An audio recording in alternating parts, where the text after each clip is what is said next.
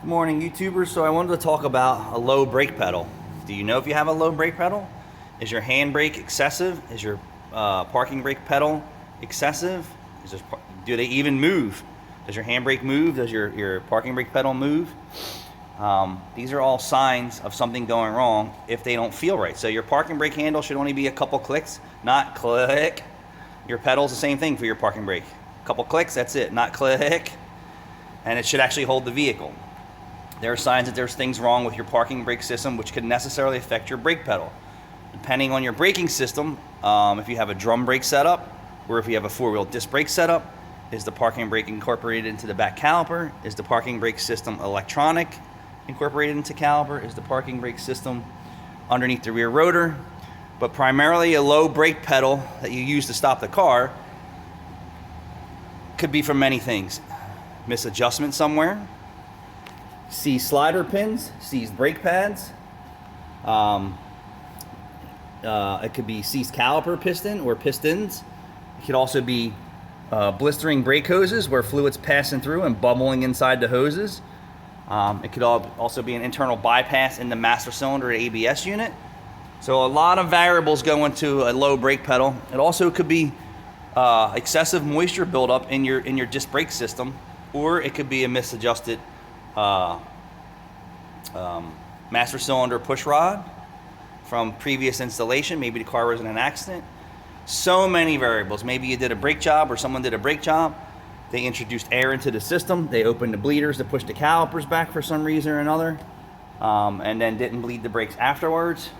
So many variables to a low brake pedal, and definitely needs to be looked at by a professional, especially on newer cars today. It could be in the master cylinder, it could be in the ABS unit, it could be at the wheels. There are so many could-bes on today's cars.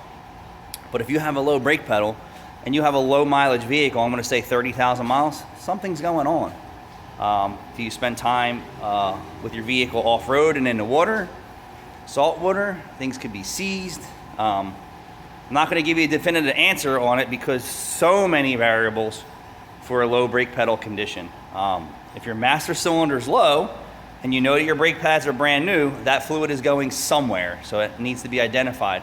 You could, I found brake fluid passing through the master cylinder seal, and then the brake booster vacuum sucking it past those seals and storing it in the brake booster, causing a hard pedal condition without seeing any brake fluid leaking inside the car or outside the car. So that's what I'm saying, you really need a professional sometimes to chase these down. But a low brake pedal is not in normal condition. In the older vehicles, even a four-wheel drum brake system with manual brakes, you can get that brake pedal high and hard. As the years came on, braking systems have changed in the 70s and the 80s, and they really weren't that great of a design, but you still should have a great brake pedal. Today's vehicles, you should have a very firm brake pedal feel. It should be very high.